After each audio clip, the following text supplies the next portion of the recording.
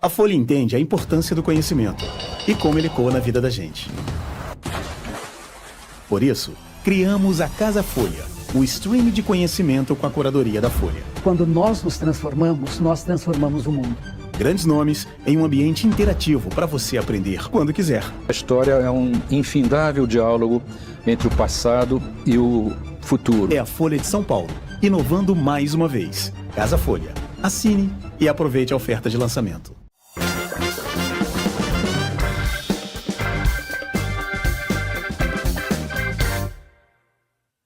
Quais as chances de o Irã se render na guerra com Israel? Esse é o assunto do Como é que é desta quarta-feira. Seja bem-vinda, seja bem-vindo. Eu sou Ângela Boldrini e vou estar com vocês no programa de hoje. Na sexta-feira passada, Israel iniciou um ataque sem precedentes ao Irã. Os dois países são inimigos regionais históricos, mas agora vivem uma guerra com bombardeios diários a centros civis e militares, causando centenas de mortes. Outros países começam a ser arrastados para o conflito, com destaque para os Estados Unidos. O presidente Donald Trump não descartou o uso de forças bélicas americanas contra o Irã. Hoje, o Como é que é discute a guerra entre Israel e Irã e o impacto dela para o resto do mundo. Use os nossos chats e participe com perguntas e comentários. E eu lembro ainda que o nosso programa vira podcast. No Spotify, inclusive, você encontra outro programa diário da casa, o Café da Manhã. Vamos à nossa entrevistada de hoje, a professora Muna Omram, da PUC de Minas Gerais, coordenadora do Grupo de Estudos sobre Mundo Árabe e Islâmico da Universidade. Boa tarde, professora Muna, tudo bem? Como a senhora está? Obrigada, tudo bom. Professora, muito obrigada pela sua presença aqui. Eu queria começar perguntando sobre as falas desta quarta-feira das principais autoridades do planeta em relação a esse conflito que eclodiu de vez na sexta-feira passada. O líder supremo do Irã, o Ayatollah Khamenei, falou que não vai se render e o presidente Donald Trump dos Estados Unidos disse, então, boa sorte ao líder iraniano. De que forma essas declarações impactam a escalada do conflito e o que a gente pode esperar nos próximos momentos dessa guerra? Obrigada, Ângela, pelo convite. Fazer uma pequena correção, eu não sou coordenadora do grupo de estudo da universidade, eu tenho um outro grupo de estudo, tá? Então, só uma observação. Perfeito, aí, tá? Desculpas. Porque vai ficar registrado isso. Enfim, eu acho, né, que essa subida de tom, né, o que nós estamos vendo há uma semana, na verdade, é cada dia que passa um recrudescimento maior uma escalada maior desse conflito, né? No primeiro momento, o Trump se coloca que ele não estava sabendo, que é muito pouco provável, né? Porque não tinha, né? A gente sabe dessa aliança que existe entre os Estados Unidos e Israel. Então, certamente, ele poderia ter dito que ele não ia entrar diretamente, que ele não ia querer saber, porque ele também tem os problemas internos dele. E o Netanyahu ataca Teherã. Começa a atacar o Irã a título de um ataque preventivo, né? O que também é uma doideira isso. Mas, enfim, então, o Khamenei, até então, a ideia era acabar com as usinas, né, as bases que poderiam produzir uma bomba atômica, né, mas que estão lá, né, seria atingir o programa nuclear iraniano, e começa realmente a ter um ataque. Eles atacam em Isfahan, em Nardaz, e tem agora forças, né, que estão esperando. Aí sim que o Netanyahu vai pedir ajuda para o Trump. E o Khamenei, por outro lado, né, e não tem como ser diferente, ele não vai, obviamente, dizer, ok, vamos parar a guerra, podem me matar, não vai ser nesse nível a coisa, né? Ele também vai querer se defender, defender o seu país, afinal de contas ele é líder supremo não só, né, dos muçulmanos xiitas do Irã, mas ele é líder de 200 milhões de xiitas no mundo.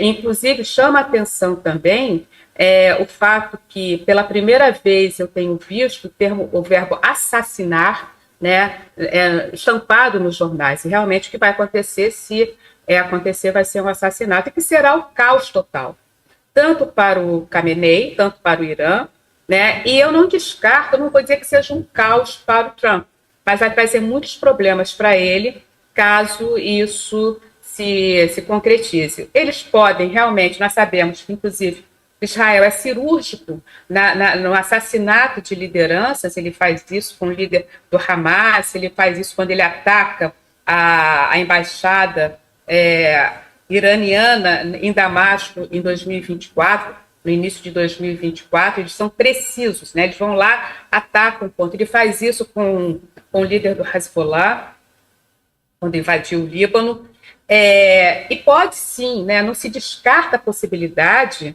né, e que é um temor, inclusive, de um número significativo de iranianos, que isso venha a acontecer. Agora, o que nós sabemos é que, se realmente isso acontecer, haverá o caos total na região, inclusive, né, porque, como eu falei, aí passa a questão, sai do âmbito apenas da questão da política e entra no campo ideológico também, né? Então, como eu falei, o Khamenei, ele representa 200 milhões de xiitas. E outra coisa, se ele morrer, se ele for assassinado, haverá outro.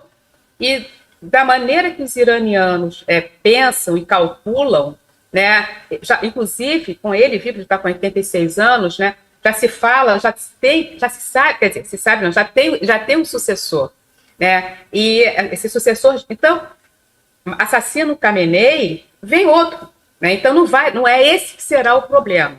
Ou, se assassinar o Khamenei, qual é o possível quadro? Quem é que enfraquece o regime, né?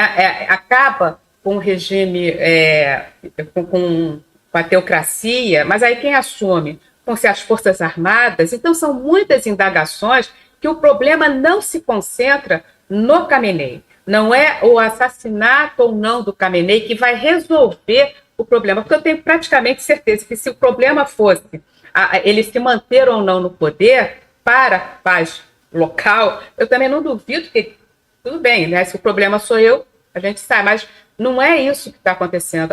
É muito mais grave do que nós estamos imaginando, e por isso que essa tensão mundial em relação a esse fato, a esse possível, né, se vier a acontecer. A senhora esteve em Teherã, né? A gente estava conversando antes de começar o programa, em maio. Eu queria que a senhora falasse um pouco sobre as suas impressões do país, e acho que é muito importante essa questão do possível assassinato do líder do Irã, que vem sido discutido de fato abertamente, como os iranianos se relacionam com essa figura, e eu queria que a senhora explicasse um pouco melhor o que pode vir a acontecer em termos da população local mesmo, se houver esse assassinato que vem sido discutido tão abertamente pelas potências mundiais.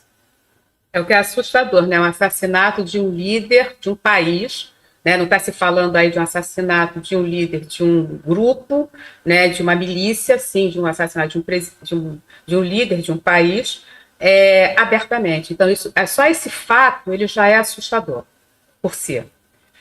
A população, né, o povo iraniano, eles primam, né, isso você vai perguntar para qualquer pessoa que conheça o Irã, que visite o Irã, é um povo extremamente gentil, um povo amigável, um povo culto, de uma cultura, né? Você vai conversar com os homens, com as pessoas simples do povo, eles se orgulham de ter a maior livraria em Teherã, né? A maior livraria do mundo. Eles se orgulham de terem um passado voltado para a literatura, para a poesia. Então, eles são extremamente... As metáforas que eles usam, então, eles são extremamente... É um povo culturalmente muito rico. E é um povo, e as pessoas também têm a tendência de, quando a gente fala em Irã, você pensa num bloco só, quando na realidade o Irã é plural. A gente não pode concentrar a nossa percepção de Irã em Teherã, ou em Isfahan, ou em Tiraz. O Irã é um país imenso. A própria Teherã né? É uma cidade que tem 10 milhões de habitantes, né? E fora isso na metrópole, fora nos arredores, que chega, total pode chegar a 15 milhões. Então, o que nós. E aí sim, né? Dentro dessa pluralidade, e aí nesse período que eu estive lá, eu conversei com pessoas dos diversos campos políticos, né? Eu fui para um determinado objetivo, eu fui convidada para participar da cúpula de direitos humanos, a primeira cúpula que estava sendo realizada ali com os países do Oriente, e só esse fato já me mostrou uma predisposição de se pelo menos ouvir e debater. Em nenhum momento eu tive, né, nenhum momento eu sofri censura na minha fala. E eu via iranianos se posicionando também. Então, o fato de estar acontecendo ali, naquele momento eu vi que pelo menos já estava se pensando sobre, o que também é um avanço para um regime fechado como ele é. A população iraniana, ela vai se dividir entre essas... Então, você vai ter aquelas pessoas muito religiosas, e tem aqueles que não são religiosos, aqueles que não têm uma religiosidade muito grande. Então, é uma sociedade que tem, né, é um grupo, é uma sociedade jovem, é uma juventude ativa, viva, sedenta de conhecimento, e, ao mesmo tempo, você tem dentro desse grupo, dessa juventude, você tem claramente pessoas que se opõem e que buscam alternativas de alternância de poder. Quer dizer, a alternância de poder tem, né, mas de queda desse regime fechado, de uma possibilidade de abertura. Eles acreditam, eles sabem que não vai ser elegendo um presidente conservador ou progressista, porque o atual presidente ele é mais progressista, né, do que o anterior. Progressista não, reformista do que o anterior.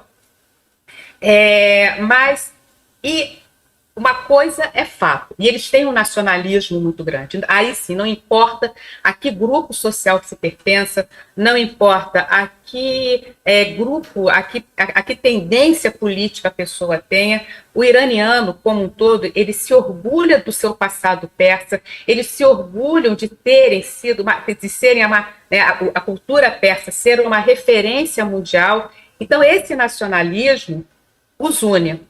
Então, numa situação de estresse político, como está acontecendo agora, né, bombardeio, né, eu tenho falado com pessoas ali, né, elas estão realmente muito preocupadas, muito tensas, pessoas os que conseguem, né, eu conheço algumas pessoas que conseguiram sair de Teherã, mas são pessoas que têm condições econômicas até de poderem se locomover, de ir para outros locais, enquanto que você tem uma população que também não consegue, não vai largar sua casa e sair de Teherã. Então, já começa a faltar combustível, já começa a faltar alimento, alguns locais civis, porque a população civil é que está sendo atingida.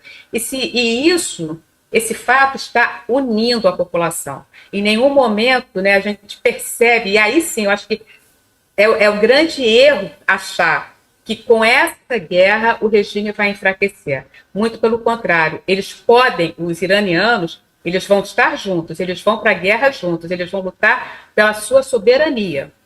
Depois, se tiver que derrubar alguém, vai ser um problema deles. Eles não vão admitir interferência externa tão direta, principalmente vindo de Israel ou vindo dos Estados Unidos, porque nós temos aí 2 gerações que cresceram tendo como inimigo principal de seu país os Estados Unidos e Israel.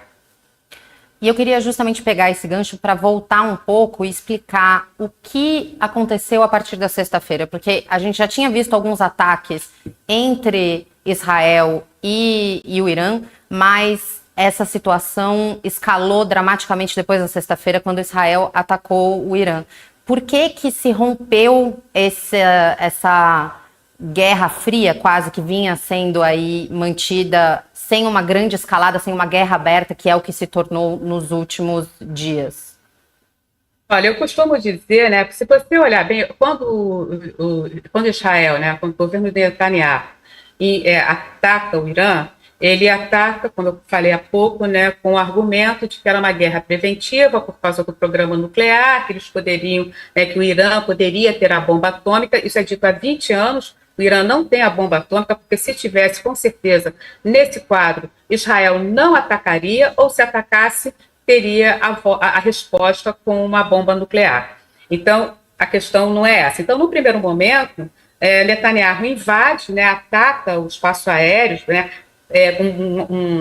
estrategicamente, um ataque muito bem bolado, muito bem pensado, a gente também tem que reconhecer isso, mas ele ataca,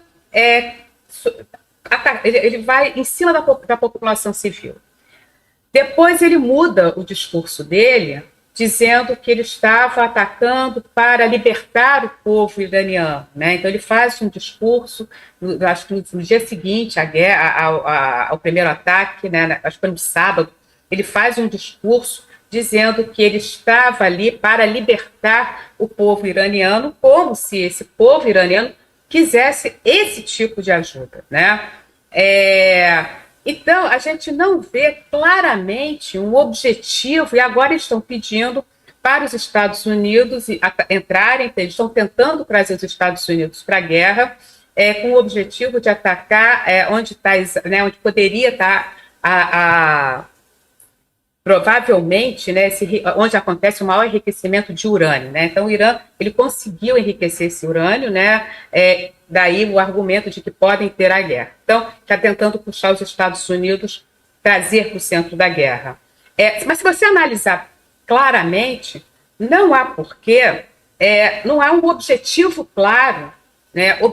Claro no ataque de Israel a Irã. O que a gente vê de uma hora para outra, ele ataca o país. E algumas especulações. É uma cortina de ferro em relação ao genocídio de Gaza, que está acontecendo, que está em andamento, que está em curso.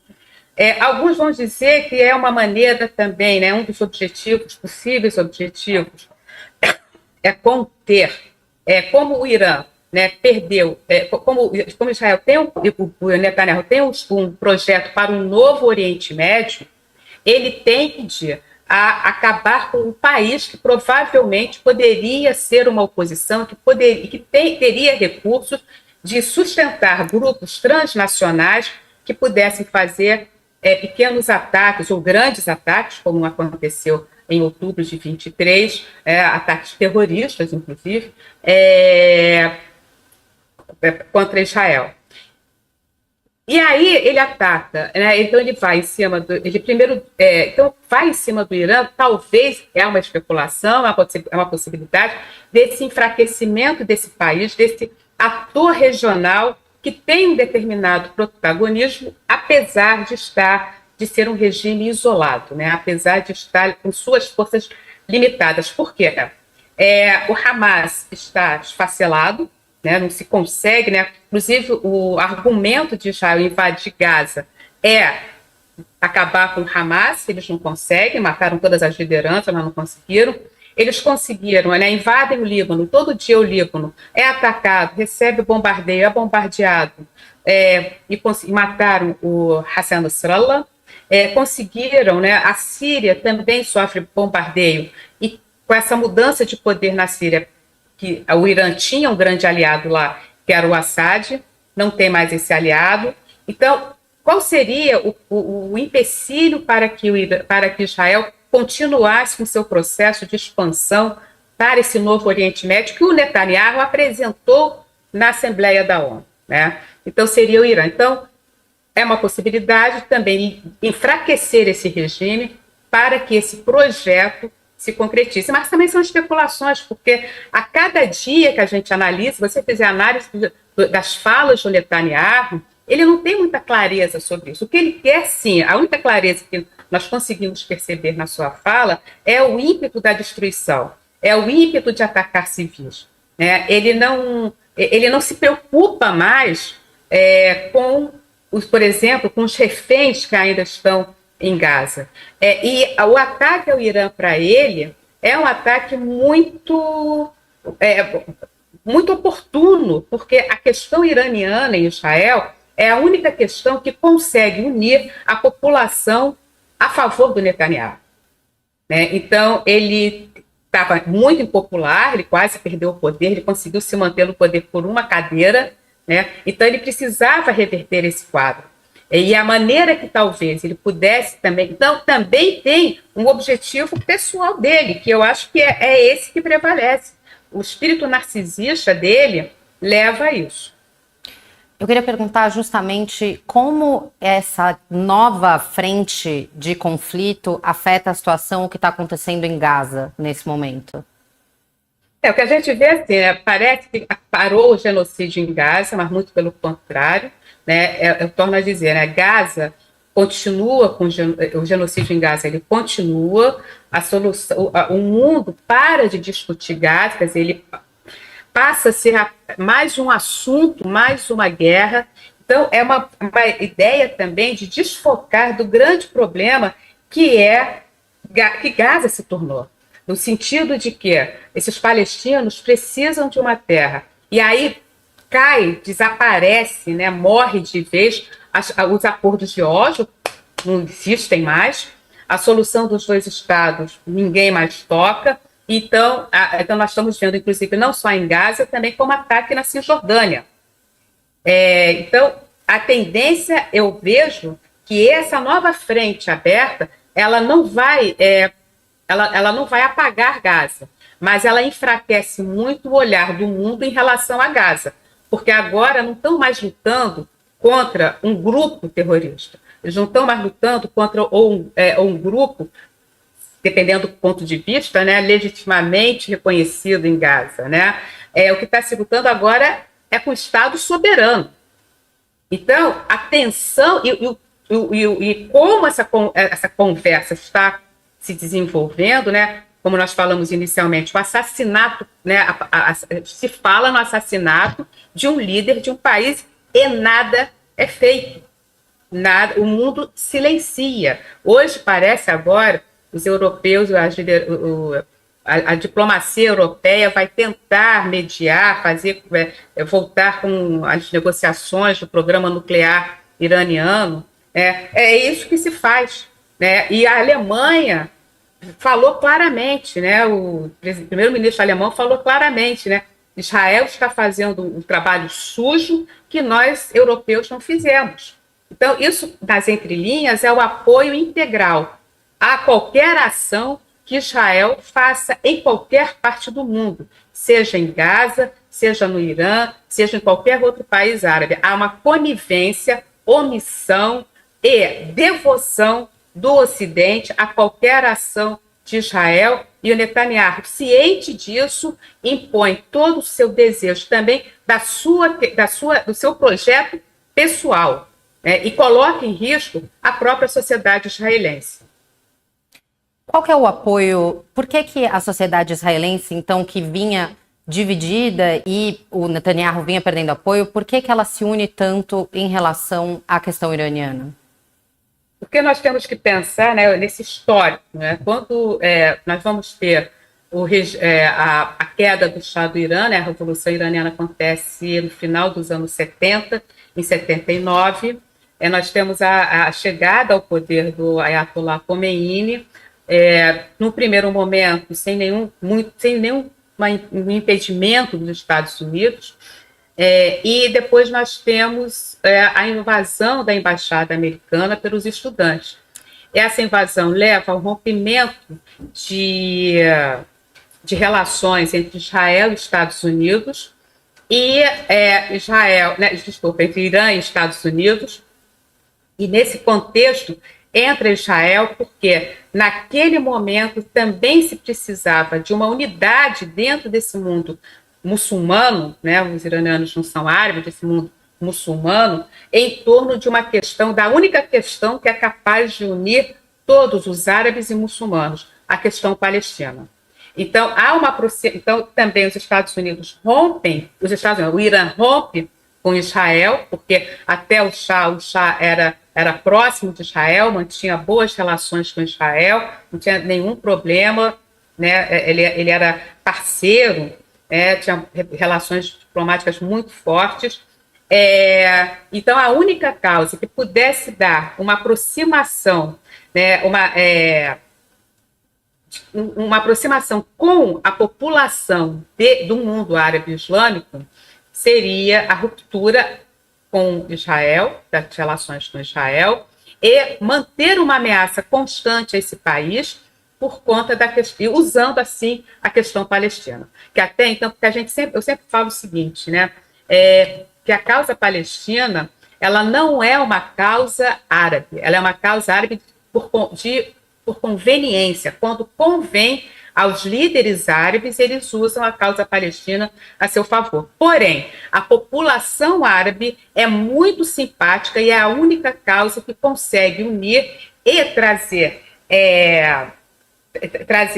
agregar, né, valores a uma luta comum. E em nome dessa luta, que, por exemplo, o Irã vai se aproximar também do Hezbollah em 1982, quando surge o Hezbollah, surge num contexto de guerra civil libanesa, num contexto de conter a invasão israelense em solo libanês, e aí sim o Irã também começa a dar suporte bélico para o Hezbollah, né, o suporte militar, para que o Hezbollah pudesse expulsar Israel do Líbano, né, isso vai acontecer só em 2000, depois eles vão recuando, saem de Beirute, depois eles vão recuando. Então, esse é o quadro, né? Isso é o porquê. Então, a população israelense vai se sentir sempre ameaçada, porque os governos israelenses vão estar o tempo todo usando essa noção de que o Irã é um grande perigo para eles, e que isso fica muito mais evidente no governo do presidente Ahmadinejad, que diz com todas as letras que Israel deveria ser apagado do mapa. Então, obviamente, né, a população tem, então é corriqueiro você ouvir os israelenses dizerem que o Irã ameaça a existência do país, né, e que diante desse discurso que foi feito, que foi construído, se justifica esse temor. Então, nesse momento em que o Netanyahu está perdendo poder, está impopular por causa da questão dos reféns, ele consegue unir em torno desse lema, em torno desse caso, desse problema do Irã, a população israelense. Agora, se ele vai conseguir ou não, a gente não sabe. Quanto tempo isso vai levar, também nós não sabemos, né? Então, é uma questão... É claro que a força bélica de Israel é muito superior à do Irã, lembrando que o Irã vive em embargo, vive um embargo econômico há muito tempo, né? Então, a gente pode imaginar o desfecho, embora o líder do Irã, né, o Khamenei, esteja dizendo o tempo todo que ainda o Irã não mostrou toda a sua força, né? Mas nós estamos vendo assim até quando? A gente só está vendo o bombardeio de Israel sobre o Irã, inclusive que já controla o espaço aéreo iraniano, segundo as fontes israelenses.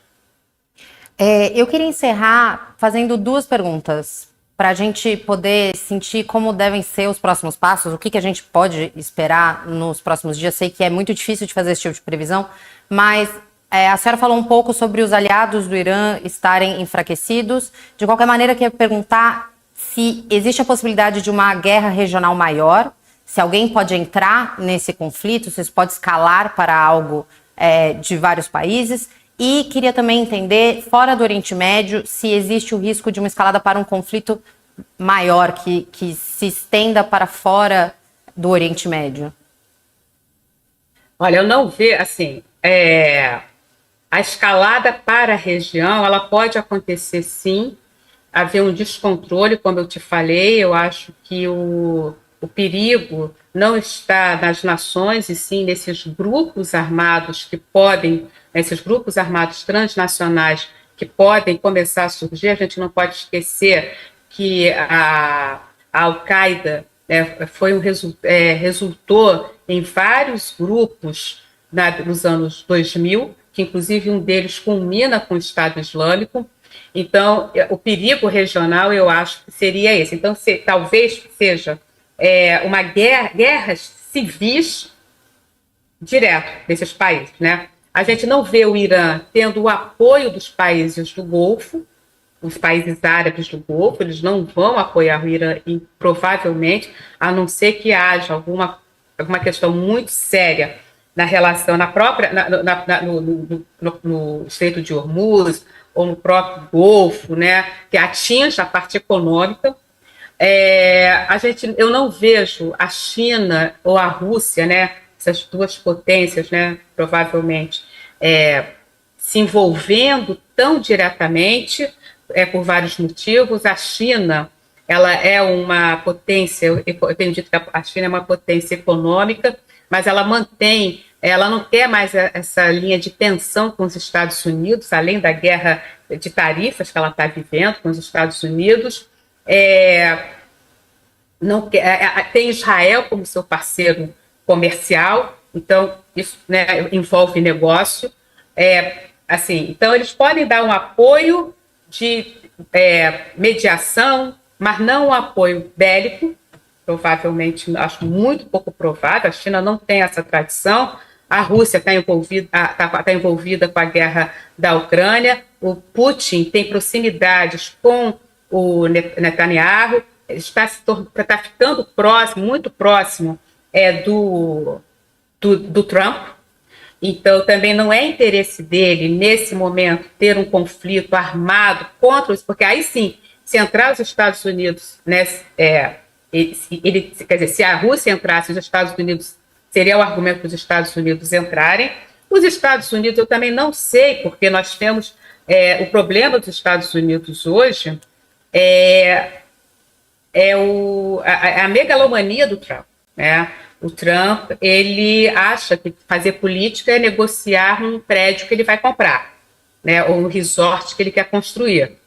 Se ele entrar na guerra, não sei, porque ele é capaz de entrar, pela vaidade dele, né, porque ele não vai querer dar os louros, que o Netanyahu fique com os louros de ter derrubado o regime, se é que vai derrubar o regime, porque também não se derruba assim um regime que nasceu de uma revolução popular, né? Não foi um movimento, não foi um golpe. O Irã, ele viveu uma revolução. Já tem 2 gerações que cresceram com essa revolução, e o Irã tem vários programas sociais para essa população, a maioria dessa população, que é uma maioria que vive, né, não só em Teherã, mas também que vive em áreas rurais, ou em áreas mais montanhosas, ou áreas distantes dos centros urbanos, né?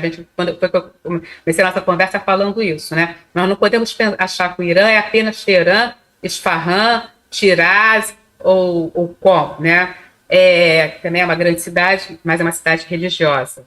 Então, se os Estados Unidos entrarem, eu acho que também, eu não sou especialista nos Estados Unidos, mas eu posso imaginar que isso vai trazer muita dor de cabeça interna para o Trump.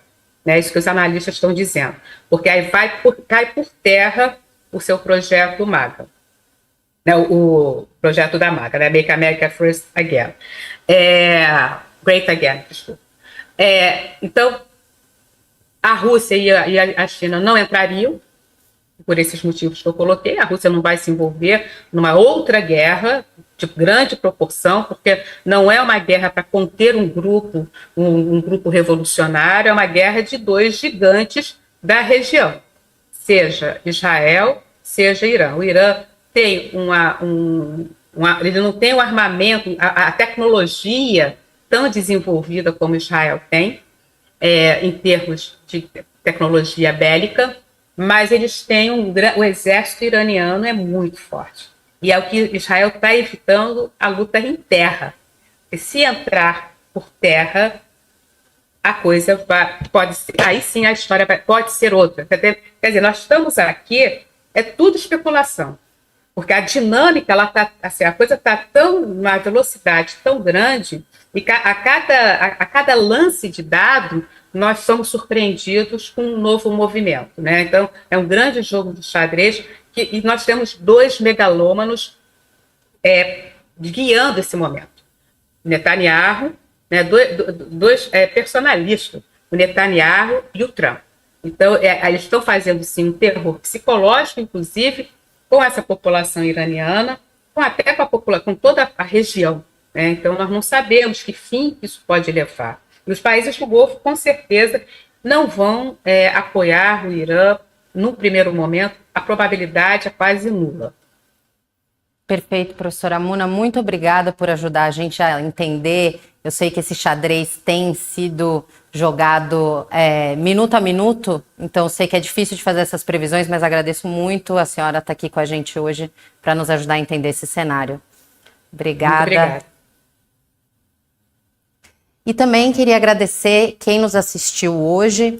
Lembrando que o Como é que é fica disponível em podcast e volta na segunda-feira. Muito obrigada.